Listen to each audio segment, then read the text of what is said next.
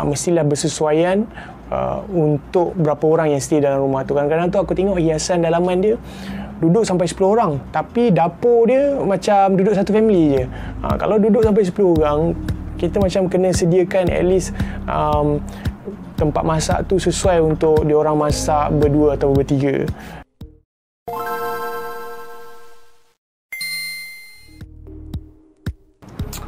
Hai, Assalamualaikum, salam sejahtera dan salam anak muda sekalian. Okay, so kembali lagi korang dalam video aku yang terbaru di channel Afendi. Okay, so dalam video kali ni aku nak share pada korang dua jenis pemilik kediaman rumah. Okay, dua jenis owner residential. Okay, kalau komersial tu berbeza, kalau pusat komersial berbeza. Ni aku nak bezakan daripada segi jenis, maksudnya orang-orang dia macam mana. Okey, so yang pertama ialah orang yang mendiami rumah dia sendiri. Okey, maknanya orang dia nak jadi owner tapi dia nak duduk rumah dia sendiri. Okey, tu nombor satu. Okey, dan kedua ialah orang yang nak sewakan rumah dia pada orang lain. Okey, so kalau kita tengok daripada kedua-dua jenis ni, kalau orang tu dia nak duduk sendiri, apa yang dia perlu buat ialah dia nak menaikkan taraf ataupun meningkatkan mutu hidup dia dekat rumah tu. Okay, maksudnya dia kena cari rumah yang di mana selesa untuk dia sendiri duduk, family dia duduk dan anak-anak dia duduk. Kalau mak ayah dia duduk sekali dengan dia, dia akan cari rumah yang selesa untuk mak ayah dia yang maybe dah uzur kan, duduk sekali dengan dia, dan rumah yang dicari tu based on that, maknanya berdasarkan kriteria keperluan family dia. Dan kalau orang yang nak sewakan rumah dia pula, mungkin berbeza pula di mana dia nak meningkatkan maknanya dia nak hias ataupun dia nak sewakan rumah dia tu dan meningkatkan harga sewa dia untuk dia dapat pendapatan yang pasif lah. So maknanya dalam erti kata lain, dia nak meningkatkan nilai rumah tu. Alright, so macam aku dah explain, kalau rumah tu untuk korang duduk sendiri, dia mesti akan based on kriteria family tu sendiri. Kalau dia anak 3 orang, mungkin 2 masih kecil, seorang dah dewasa. So dia perlukan rumah yang ada 4 bilik sekurang-kurangnya untuk dia duduk dengan wife dia, anak dia kecil berdua seorang, 1 bilik, and then another one untuk anak dia yang dah besar sikit, so dah 3 bilik. So another room kalau mak ayah dia duduk sekali dengan dia, so ada satu lagi bilik, mungkin bukan di tingkat atas, tingkat bawah ke. So dan dia akan buat rumah dia tu sesuai untuk mak ayah dia duduk dan family dia duduk. Maksudnya daripada segi luas, hiasan, perabot, kan, and then meja makan pun dia beli based on berapa orang duduk satu masa.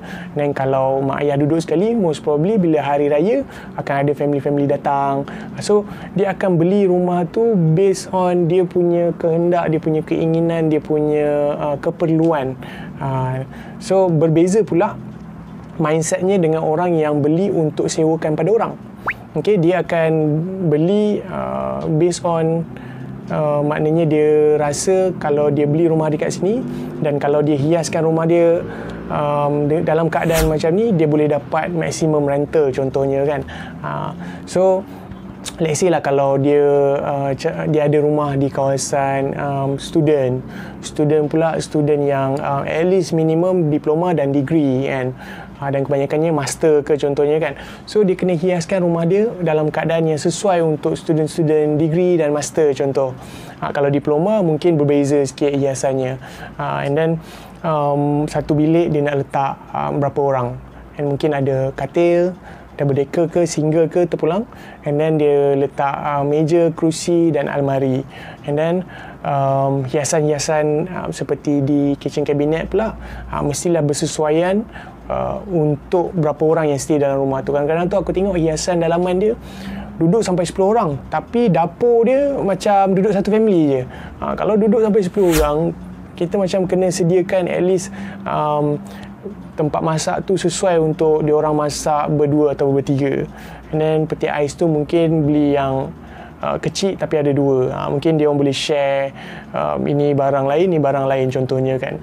So benda-benda macam tu pun kita mainkan peranan. Itu pun kalau kita nak provide. Kadang-kadang tu kalau macam mesin basuh, kalau tak perlu kita sediakan, mungkin kat bawah tu dah ada lobby dan sebagainya kan. So bukan lobby, Dobby dan sebagainya kan. So itu antara dua jenis mindset yang kita kena faham untuk pemilik rumah.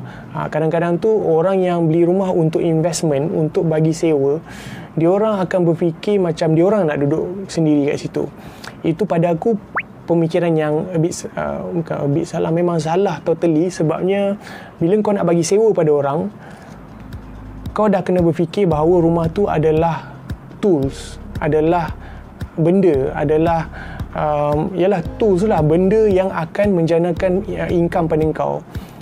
Bukannya kau beli rumah tu untuk kau, rumah ni macam tak sesuai lah, itulah ini kan. Macam kita pula yang nak duduk sendiri kat rumah tu kan. Tak. Okay, kalau orang pula nak beli untuk rumah sendiri, jangan buat pula macam rumah tu macam rumah investment kan. Totally lah kan. Kita akan fikir pasal lifestyle, pasal safety, pasal security, all those things kan. Tapi kalau untuk sewa, kebiasaannya aku tengok kesalahan orang buat, dia akan tengok rumah tu macam tak sesuai lah rumah ni, masuk-masuk je kitchen cabinet kat sini kan. Bila fikir-fikir balik macam, bukannya you nak duduk kat situ kan, you nak bagi sewa pada orang. So mindset tu kena a bit different sikit lah. So itu saja perkongsian daripada aku, hopefully memberi manfaat pada korang. Dan segala macam persoalan korang boleh lanjutkan pada social media aku yang ada, aku letakkan di tepi ni. Okay, dan itu saja daripada aku. Semoga berjumpa lagi di masa hadapan. Assalamualaikum, salam sejahtera dan selamat anak muda.